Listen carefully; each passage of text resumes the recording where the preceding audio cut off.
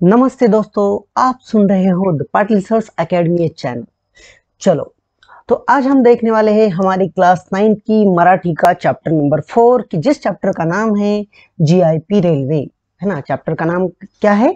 GIP railway. अब कोई कह सकता है कि अरे भाई ये कैसा नाम है जीआईपी रेलवे, है ना। ऐसा भी कोई नाम होता है क्या चैप्टर का? लेकिन चलो, नाम में क्या रखा है ऐसा मैंने नहीं, शेक्सपियर ने कहा है। चलो कोई बात नहीं, फिर ऐसा ही चैप्टर का नाम है तो देखते हैं कि चैप्टर में क्या है। देखो, ये चैप्टर एक बहुत ही इंटरेस्टिंग चैप्टर होने वाला है, ये तो हम देखने वाले ही हैं। लेकिन सबसे पहले देखते हैं इस चैप्टर की जो लेखक है उनका परिचय। चलो, तो इनके लेखक का नाम है प्रबोधनकार ठाकरे। चलो, आप लोग बाला साहब ठाकरे को तो जानते ही होंगे, ये उनके पिताजी है ना, प्रबोधनकार ठाकरे, है ना। तो इनका पूरा नाम है केशव सीताराम ठाकरे, है ना। अब इनका परिचय देख लेते हैं कि इन्होंने क्या क्या किया है। देखो, एक जाने माने इतिहासकार रहे हैं, है ना, इतिहासकार। उसके बाद नाटककार भी रहे हैं, वृत्त पत्रकार भी थे, है ना, और व्यंग्य चित्रकार भी थे, और समाज सुधारक भी थे। साथ ही साथ फरडे वक्ते यानी एक बहुत ही अच्छे भाषण देने की कला इनमें थी, है ना। फरडा यानी मतलब जो मन में आए वो, है ना, सही सही, चाहे किसी को बुरा लगे या अच्छा लगे, है ना, उसको कहते फरडे वक्ते। अब इनकी कुछ किताबों के नाम से ही हमें पता चलेगा कि ये कितने निडर होकर लिखते थे, है ना। ये किसी को भी डरते नहीं थे, मतलब सच कहने में इनको कतई डर नहीं लगता था। चलो, अब इनकी किताबों के नाम देखो। कुमारी कांचे शाप, भिक्षुक शाहीचे बंड ही त्यांचे वैचारिक ग्रंथ आहेत, है ना। आगे देखो, टाकलेले पोर हे त्यांचं नाटक है ना। आगे देखो, ग्रामण्यांचा साद्यंत इतिहास। आता ग्रामण्य यानी क्या? यानी अपने भारत के जो भी मतलब खेड़े रहते हैं, है ना, उसको कहते हैं ग्राम। तो वो खेड़े कैसे पैदा हुए, मतलब कैसे उनकी रचना हुई, कैसे वो बढ़ते गए, इन सब की हिस्ट्री इस किताब में दी गई है। ग्रामण्यांचा साद्यंत इतिहास, है ना। आगे देखो, हिंदवी स्वराज्याचा खून, है ना। हिंदवी स्वराज्याचा खून यानी छत्रपति शिवाजी महाराज ने जो भी हिंदवी स्वराज्य की स्थापना की थी, तो उसका खून किसने किया, ये इस किताब में बताया गया है। आगे देखो, कोदंडाचा टनत्कार, है ना। कोदंड यानी धनुष्य बाण, है ना। और धनुष्य बाण का जो वो जो ऊपर की रस्सी रहती है ना, उसको कहते हैं, उसको एक बार हिलाने के बाद जो आवाज होती है उसको कहते हैं टनत्कार, है ना। जैसे झंकार, है ना। तो वैसे कोदंडाचा टनत्कार यानी धनुष्य बाण की रस्सी की आवाज, उसको कहते हैं टनत्कार, है ना। आगे देखो, इत्यादि इतिहास विषयक पुस्तके प्रसिद्ध आहेत। चलो आगे देखो, संत रामदास, पंडिता रमाबाई, संत गाडगे महाराज इत्यादींची चरित्रात्मक पुस्तके त्यांनी लिहिलेली आहेत। तसेच माझी जीवनगाथा हे त्यांचे आत्मचरित्र प्रसिद्ध है ना। चलो, तो ये इनकी ऑटोबायोग्राफी का नाम है माझी जीवन गाथा। चलो, तो अब देखते हैं कि इस चैप्टर में क्या दिया गया है। देखो, यहाँ पे बताया गया है कि सन 1853 में, है ना, इंग्रजांनी, मतलब आपको मराठी में पढ़ के बताता हूँ, बाद में हिंदी में समझाऊंगा, ओके। चलो फिर, सन 1853 मध्ये इंग्रजांनी मुंबई ते ठाणे असा एकेरी रेल्वे मार्ग तयार केला। लोखंडी रुळावरून वाफेच्या जोरावर धावणारी रेल्वे पाहून लोकांना वाटणारे नवल, रेल्वेविषयी पसरलेल्या अफवा व त्यातून मार्ग काढत सुरू झालेला रेल्वे प्रवास याचे अतिशय सुंदर, मार्मिक व ओघवत्या शैलीत वर्णन प्रस्तुत पाठातून लेखकांनी केलेले आहे। चलो, तो देखो, ये चैप्टर बहुत ही इंटरेस्टिंग होने वाला है। क्यों? क्योंकि इस चैप्टर में हम अपने भारत की जो रेलवे की हिस्ट्री रही है, मतलब कैसे रेलवे की शुरुआत हुई, पहले लोग रेलवे के बारे में क्या सोचते थे, ये सब कुछ हमें इस चैप्टर में देखने को मिलने वाला है। हाँ, वैसे ये चैप्टर थोड़ा सा वीडियो थोड़ा लंबा हो सकता है, लेकिन फिर भी मुझे उम्मीद है कि आप लोग ये वीडियो अंत तक देख लेंगे, है ना। चलो शुरू करते हैं, अपने देश में रेलवे की हिस्ट्री कैसे रही है, और अपने चैप्टर का सफर भी शुरू करते हैं। और आपके साथ मैं हूँ पाटिल सर। चलो देखते हैं कि कैसे हमारे देश में रेलवे की शुरुआत हुई। चलो, हाँ, क्या बताया गया है, देखो यहाँ पर, मुंबई प्रांतात रेल्वे असावी असा उठाव मुंबईला प्रथम सर जमशेदजी जिजाभाई आणि जगन्नाथ नाना शंकरसेठ यांनी केला। चलो, मतलब मुंबई जो प्रांत है, मतलब उस जमाने में आज के जैसे स्टेट नहीं थे, है ना। मुंबई प्रांत, मद्रास प्रांत, कोलकाता प्रांत, मध्य प्रांत, उत्तर प्रांत, ऐसे प्रांत थे बहुत बड़े बड़े, है ना। और एक एक प्रांत में 3 3 4 4 स्टेट होते थे। मतलब उस जमाने के मुंबई प्रांत में आज का महाराष्ट्र और गुजरात दोनों भी इंक्लूड थे। चलो, तो फिर यहाँ पर क्या बताया गया कि मुंबई प्रांतात रेल्वे असावी असा उठाव सर जमशेदजी जीजाभाई टाटा, यहाँ पर टाटा नहीं बताया गया है, लेकिन सर जमशेदजी जीजाभाई टाटा इन्होंने ही वो मांग की थी कि भाई मुंबई में भी रेलवे होनी चाहिए। और जमशेदजी टाटा जी के साथ और एक इंसान था कि जिनका नाम है जगन्नाथ नाना शंकर शेठ। तो इन दोनों जो दोनों बिजनेसमैन हैं, इन दोनों बिजनेसमैन ने ये मांग की अंग्रेजों को कि भाई हमारी मुंबई में भी रेलवे होनी चाहिए, है ना। आगे देखो, अब यहाँ पर कुछ लोगों के नाम दिए गए हैं, अब मैं उसको पढ़ के बताऊंगा, है ना। आप कहेंगे अरे यार ऐसे कैसे नाम है, लेकिन है ये। चलो, मूलजी जेठा मोरारजी गोकुलदास, है ना, ये व्यक्ति का नाम है, मूलजी जेठा मोरारजी गोकुलदास। चलो आगे देखो, आदमजी पीर भाई, है ना, देहूड ससून वगैरे अनेक नामांकित नगर शेठ जिनचे अर्थात त्यांना पाठबळ होतेच। मतलब यहाँ पर क्या बताया गया है कि भले ही रेलवे की मांग इन दोनों बिजनेसमैन ने क्यों ना की हो, लेकिन उनके साथ साथ बहुत सारे बिजनेसमैन थे कि जिनका इनकी मांग को सपोर्ट था। चलो आगे देखो, सन 1853 मध्ये ग्रेट इंडियन पेनिन्सुला रेल्वेचा पहिला छोटा फाटा मुंबई ते ठाणे पर्यंत एकेरी रस्त्याचा तयार झाला। देखो, मतलब क्या कहा गया है कि 1853 में ग्रेट इंडियन पेनिनसुला नाम की जो कंपनी थी, इस कंपनी ने एक छोटा सा रेलवे ट्रैक एक जगह पर बनाया, है ना। आगे देखो, अब लोग क्या सोचते थे, देखो, लोखंडी रुळावरून इंग्रज आगीनगाडी चालवणार ही कल्पनाच लोकांना मोठी अचंब्याची वाटली होती। देखो, तो ये एक ऐसा दौर था कि उस जमाने में आज की इतनी टेक्नोलॉजी नहीं थी, तो फिर उस जमाने के लोगों के लिए ये बड़े ही आश्चर्य की बात थी कि भले एक मतलब कैसे ऐसा कैसे पॉसिबल हो सकता है, ऐसा लोग सोच रहे थे कि, है ना। चलो आगे देखते हैं, अखेर मुहूर्ताचा दिवस जाहीर झाला, है ना।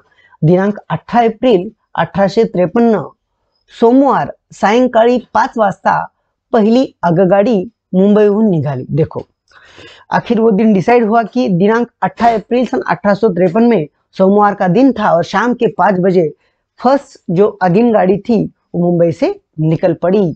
चलो अब देखते हैं कि कैसे उसका सेलिब्रेशन किया जाता है। देखो, पाना फुलांचे हार, तोरणे, निशाने लावून 10 मोठे खोलीवजा डब्बे श्रृंगारलेले। देखो, यहाँ पर आप इस पिक्चर में देख सकते हो कि किस तरह से मतलब रेलों को सजाया गया था, है ना। जैसे हम कोई मंदिर या जब घर में शादी वगैरह होते हैं उस वक्त जैसा हम मतलब डेकोरेशन करते हैं, कुछ उसी तरह का डेकोरेशन यहाँ पर रेलवे का किया गया है ना। आगे देखो, तो डेकोरेट करके मतलब उनको हार पहना कर उनकी पूजा वगैरह कर कर आप यहाँ पर देख सकते हो कि मतलब आम के पत्ते भी यहाँ पर लगाए गए हैं, हार पहनाए गए हैं, है ना। चलो, अगर हम इंडियन लोगों को तो पता ही है आपको कि हर चीज हम कैसे सेलिब्रेट करते हैं, है ना। चलो, तो फिर ऐसे 10 डिब्बे को मतलब डेकोरेट कर कर उनके ऊपर देखो इंजिनावर इंग्रजांचे मोठे निशान फडकत आहे। तो बहुत ही अच्छा डेकोरेट किया और इस रेलवे के ऊपर अंग्रेजों का मतलब जो झंडा था वो उसके ऊपर लगाया गया था, है ना। मतलब हमारे देश में रेलवे लाने में अगर सबसे बड़ा योगदान अगर किसी का रहा है तो अंग्रेजों का रहा है।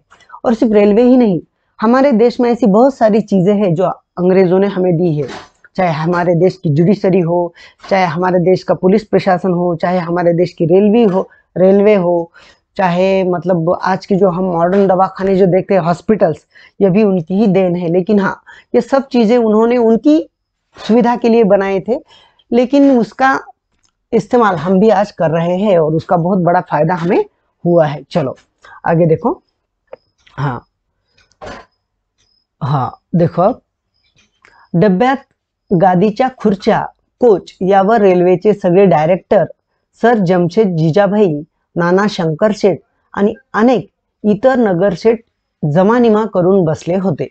चलो, मतलब यहाँ पर बताया गया है कि रेलवे तो स्टार्ट हुई, लेकिन रेलवे में कौन बैठे थे कि रेलवे के जो भी डायरेक्टर थे, जो भी अपने इंडिया के बिजनेसमैन थे, सर जमशेदजी जीजाभाई टाटा, नाना शंकर सेठ, है ना, और ऐसे बहुत बड़े जो बिजनेसमैन लोग हैं उसमें वो बैठे थे, जिनको कि रेलवे के बारे में पता था, है ना, क्योंकि ये लोग हमेशा ही यूके जाते थे इंग्लैंड को, तो वहां पर रेलवे देखते थे। तो इन बिजनेसमैन को लगता था कि अगर ऐसी रेलवे अपनी इंडिया में हो गई तो बहुत अच्छी फैसिलिटीज होगी हम लोगों के लिए। तो इसलिए ये लोग पहले से ही रेलवे को जानते थे, सर जमशेदजी टाटा हो या नाना शंकर सेठ हो, है ना। आगे देखो, हाँ, बरोबर 5 वाजता आगगाडी कू शिट्टीचा करणा फुंकून आपल्या भगभग फकफक प्रवासाला सुरुवात केली।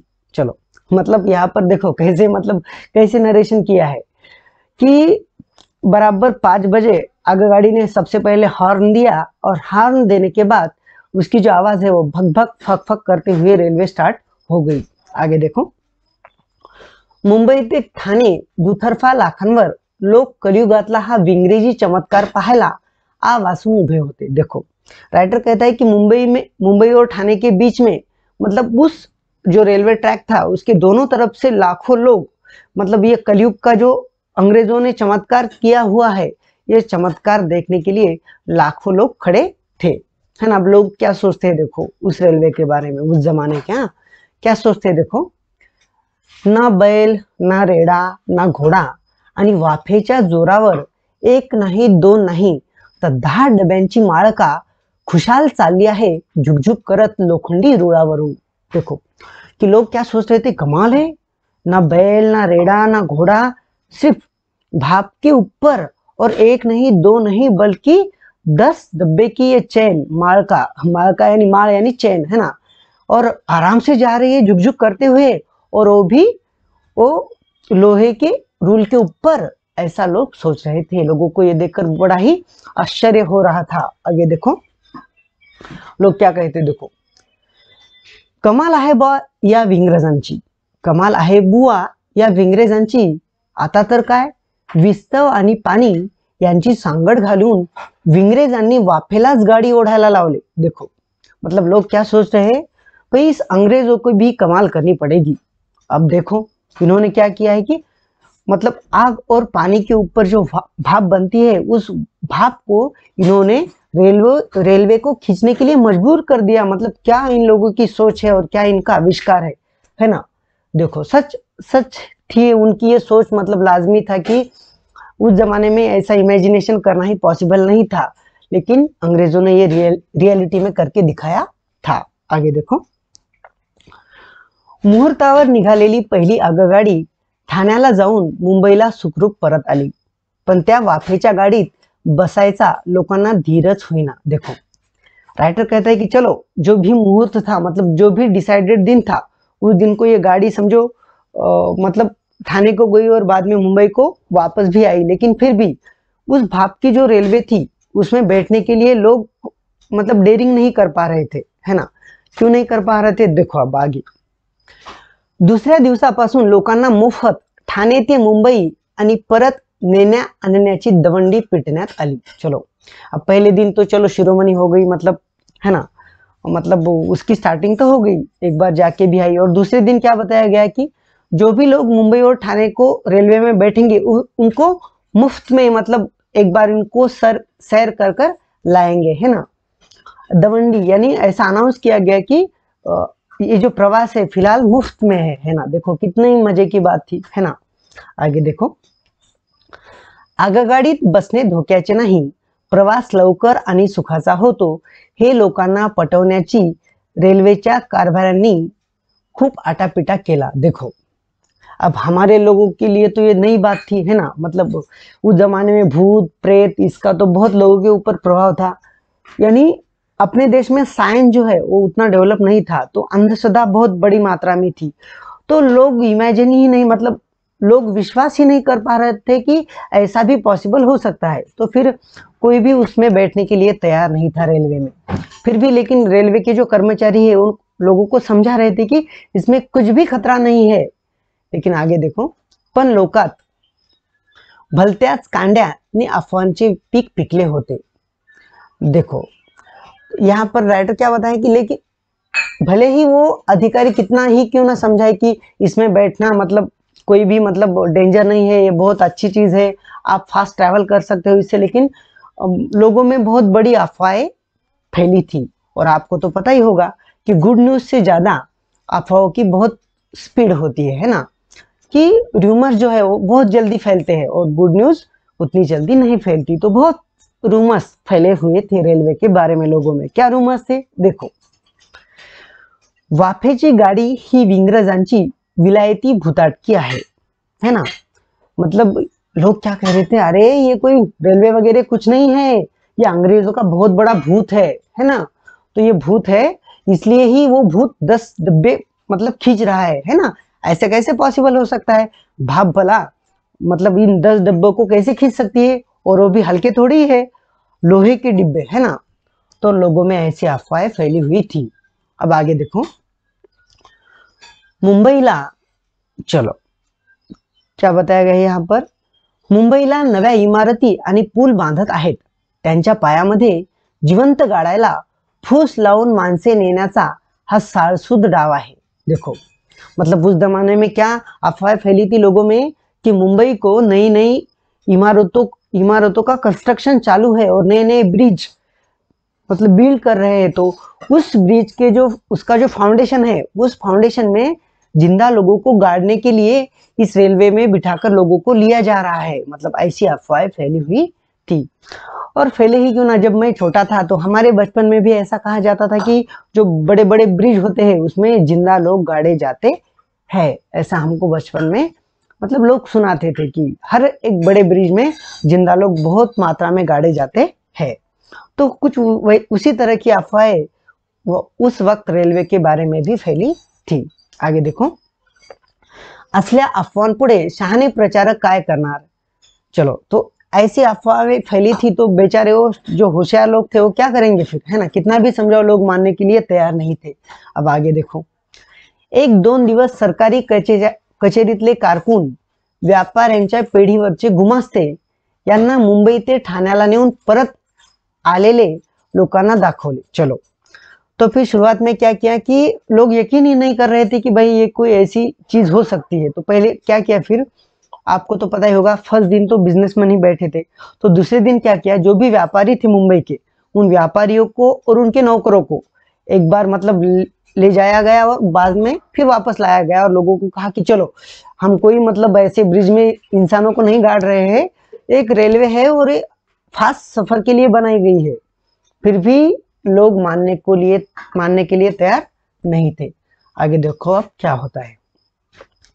अखेर दर मानशी 1 रुपया इनाम आणि मुफत प्रवासाचा डंका वाजवण्यात आला। देखो, मतलब किसी भी हालत में लोग बैठने के लिए तैयार ही नहीं थे रेलवे में। तो फिर क्या हुआ कि जो भी रेलवे में बैठेगा उसको 1 रुपया इनाम दिया जाएगा और फ्री में उसको ट्रैवल किया जाएगा उसको, है ना। देखो कितने लक्की आदमी थे उस जमाने के कि 1 रुपया, भले ही आज के दौर में इसकी कीमत ना हो, लेकिन उस दौर में, है ना, जब ये रेलवे स्टार्ट हुई थी, 1 रुपया एक बहुत बड़ी अमाउंट होती थी उस जमाने में। तो क्या किया गया कि एक मतलब एक प्राइज रखा गया कि जो भी रेलवे में बैठेगा उसको 1 रुपया प्राइज दिया जाएगा और बाद में उसका ट्रैवल फ्री किया जाएगा। तो ऐसा मतलब अनाउंस किया गया। आगे देखो, पैशाच्या लालूचीने ठाण्याच्या घंटाळीवरचे आणि मुंबईचे लोक आगगाडीने जाऊ लागले का त्यांच्या घरची माणसे आजूबाजूला उभी राहून ठणान धाय मोकलायची। देखो, तो राइटर कहता है कि वो जो प्राइस देखकर मतलब जो डेरिंगबाज लोग थे वो डेरिंग करते थे रेलवे में जाने की, तो उनके घर वाले मानो ऐसे रोते थे, बल्कि वो रेलवे में ट्रैवल के नहीं, उनको फांसी पर चढ़ाया जा रहा है, कुछ इस तरह से उन लोगों के घर के लोग रोते थे, है ना। तो फिर कुछ ऐसी हालात थी उस दौर में, है ना। उनके घर के आदमी बहुत बड़े रोते थे बड़ी मात्रा में। आगे देखो, त्यांची समजूत काढता काढता रेल्वेचे अधिकारी अगदी टेकीला यायचे, है ना। और उन घर वालों को समझाते समझाते जो रेलवे के कर्मचारी है उनका मतलब, है ना, पसीना छूटता था। कि अरे बाबा हम उनको मतलब कुछ भी नहीं करेंगे, आप फिक्र मत करो, लेकिन फिर भी वो लोग मानते नहीं थे, है ना। आगे देखो। हाँ, एकदा ते प्रवासी ठाणे ते मुंबईची सफर करून सुखरूप परत आले, म्हणजे मग मात्र चौकशी करणाऱ्यांचे घोळकेच्या घोळके त्यांच्या भोवती जमायचे। चलो, राइटर कहते हैं कि एक बार अगर वो जो मतलब पैसेंजर रहते हैं वो मुंबई को जाकर आ गए, बाद में बहुत सारे लोग इनके उधर उधर जमते थे, लोग उनको पूछते थे भाई कैसा रहा तुम्हारा जर्नी, है ना, मतलब जो अफवाहें फैली है वो सच है क्या झूठ है, ऐसा पूछने के लिए मतलब उनके आसपास जमावड़े जमते थे, है ना। आगे देखो। रुपयाचे इनाम पुढे 8 आण्यावर आले, नंतर 4 आणे आणि लोकांचा धीर चपलासे पाहून इनामे बंद झाली आणि सर्रास तिकीटे चालू झाली। देखो, मतलब सबसे पहले तो मतलब अनाउंस किया गया कि जो भी रेलवे में बैठेगा उसको 1 रुपया दिया जाएगा। बाद में जैसे ही मतलब संख्या बढ़ने लगी लोगों की, बाद में उसको 8 आना कर दिया, मतलब 15 पैसे। उसके बाद में और लोगों की संख्या बढ़ गई तो फिर उसको 4 आना कर दिया। और जब ऐसा समझ में आ गया कि अब कोई भी घबरा नहीं रहा है, तो ये देखकर वो मतलब जो प्राइस देते थे 1 रुपया वो बंद कर दिया गया और तिकीट लेना शुरू किया गया। आगे देखो। एरवीचा ठाणे मुंबईच्या बैलाच्या खटार गाडीचा प्रवास म्हणजे तब्बल 1 दिवस जायचा। देखो, यहाँ पर राइटर कहता है कि अगर समझो उस जमाने में रेलवे नहीं थी तो क्या था, बैलगाड़ी थी। तो बैलगाड़ी में ठाणे से मुंबई को जाने को कम से कम 1 दिन लगता था, है ना। कितना दिन लगता था? 1 दिन।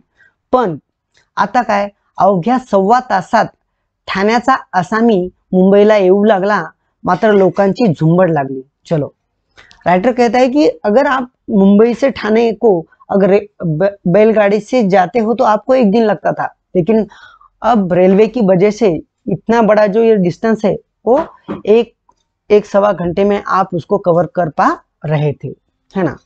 और अब लोग भी बढ़ने लगे, मतलब है ना, ट्रैवल करने के लिए। आगे देखो। इकडे इंजिनियर लोक कर्जत पळसधरी पासून बोरघाट पोखरण्याची योजना ठरवत असतानाच खंडाळ्याहून पुण्यापर्यंतचा सपाटीचा रेल्वे रस्ता 1858च्या फेब्रुवारीत पूरा झाला। देखो, मतलब ये जो लैंग्वेज है उस जमाने की है ना। इकडे इंजिनियर म्हणजे इंजिनियर लोक, है ना, कर्जत पळसधरी पासून बोरघाट पोखरण्याची योजना ठरवत असतानाच, मतलब बोरघाट नाम का एक घाट है ना। अब जब महाराष्ट्र का अगर ज्योग्राफी देखोगे तो बोरघाट मतलब एक बहुत बड़ा पहाड़ है, उसको मतलब उसके नीचे से सुरंग बनाकर रेलवे जाती है ना। तो राइटर कहता है कि इंजीनियर इधर वो सुरंग बना ही रहे थे, तो उधर क्या हुआ, वो खंडाला से लेकर पुणे तक का जो रास्ता था वो तैयार हो गया, है ना। त्याचाही मोठ्या थाटामाटाने ओपनिंग शिरोमणी करण्यात आला, है ना। राइटर कहता है कि उसका भी बहुत अच्छा सेलिब्रेशन किया गया। खंडाळा पुण्याच्या दरम्यान खडकी आणि तळेगाव अशी 2 स्टेशन ठेवण्यात आली, रस्ता एकेरीच होता। चलो, राइटर कहता है कि खंडाला और पुणे के दरमियान जो है वो खड़की और तळेगाव ऐसे 2 ही स्टेशन रखे गए, और वो जो रूट था वो एकेरी मतलब सिर्फ सिंगल रूट था वो, है ना। आगे देखो। बोरघाटाचे काम चाललेले असतानाच मुंबई पुण्याचा रेल्वे प्रवास जारीने चालू झाला, है ना। राइटर कहता है कि बोरघाट की सुरंग बनाना शुरू ही था, लेकिन मुंबई और पुणे का जो रेलवे प्रवास जो था वो जारी से शुरू हो गया। वो कैसे हो गया, देखो। कसा ती मौज आहे का आता। पुण्याची गाडी खंडाळ्याला आली का सगळ्या पॅसेंजरांना तिथून पालख्या, डोल्या, खुर्च्या आणि बैलगाड्यात बसून घाटाखाली खोपोलीला आणायचे। देखो, राइटर कहता है कि पुणे से एक बार वो जो रेलवे है खंडाला को आ गई, तो वहां पर क्या था, वो जो पूरे पैसेंजर थे उन पैसेंजर को पालखी, क्या आपको पता है पालखी मतलब जिस पालखी को 4 आदमी अपने कंधों के ऊपर उठाते हैं उसको कहते हैं पालखी, है ना। पालखी, डोली आपको पता ही होगा, जो दुल्हन को लाते हैं ना डोली में। तो पुराने जमाने में वो जो डोली जो है वो लोगों को मतलब ट्रैवल करने के लिए इस्तेमाल की जाती थी, उसको कहते थे डोली। और खुर्ची, है ना, खुर्ची के ऊपर भी लोग मतलब बैठकर जाते थे, लकड़ी की खुर्ची के ऊपर, और नीचे एक आदमी उस खुर्ची को मतलब नीचे से उठाकर ले जाता था। आणि बैलगाड्यात बसून घाटाखाली खोपोलीला आणायचे, और लोगों को बैलगाड़ी में बिठाकर खोपोली को लाया जाता था। सगळा काफिला खोपोलीला आला की तिथून पुन्हा आगगाडीत बसून झुकझुक करीत खुशाल मुंबईला रवाना व्हायचे। और ये सारे जो लोग हैं, कोई डोली में बैठकर, कोई खुर्ची के ऊपर बैठकर, कोई पालखी में बैठकर, कोई बैलगाड़ी में बैठकर खोपोली को आते थे और खोपोली को आने के बाद वहां से रेलवे में बैठकर मुंबई को जाते थे। चलो देखो मतलब कितनी परेशानियां होती होगी उस वक्त ये सब चीजें करने में। आगे देखो, प्रवाशांची ही घाट उतरण्याची सुखसोय नी सरबराई पाहण्याचे कंत्राट मुंबईच्या करशेटजी जमशेटजी नावाच्या एका व्यापाऱ्याने घेतले होते। देखो मतलब ये जो भी मतलब इतना जो भी अरेंजमेंट किया जाता था लोगों को लेके जाने का, वो चाहे बैलगाड़ी में हो, खुर्ची में हो, डोली में हो या पालखी में हो, इसका भी कॉन्ट्रैक्ट एक आदमी ने लिया था और वो आदमी था करशेठ जी जमशेद जी, है ना। मुझे तो लग रहा है कि ये जमशेद जी का बच्चा तो नहीं, करशेठ जी है ना, करशेठ जी जमशेद जी नावाच्या एका व्यापाऱ्याने ते कॉन्ट्रॅक्ट घेतले होते। आगे देखो, घाट उतरनीचे 4 तास धरून, मतलब वो जो बहुत बड़ा घाट जो था है ना, उसको 4 घंटे लगते थे है ना ट्रॅव्हल करने में। मुंबई ते पुणे मुंबईचा रेल्वे प्रवास अवघ्या 18 तासात व्हायचा। याचेच ज्याला त्याला मोठे नवल वाटायचे। देखो राइटर कहता है कि समझो वो घाट उतरने में 4 घंटे लगते थे और बाकी को लगते थे समझो 14 घंटे। तो ये पूरा ट्रैवल जो है मुंबई से लेकर पुणे तक, इसको करने में 18 घंटे लगते थे। तो लोगों को बहुत ही बड़ा आश्चर्य लगता था कि देखो मुंबई से पुणे सिर्फ 18 घंटे में हम जा सकते हैं रेलवे की वजह से। तो देखो दोस्तों, कुछ ऐसा रहा हमारे देश में ये जो रेलवे का प्रवास, कुछ ऐसी रही हमारे देश में रेलवे की हिस्ट्री।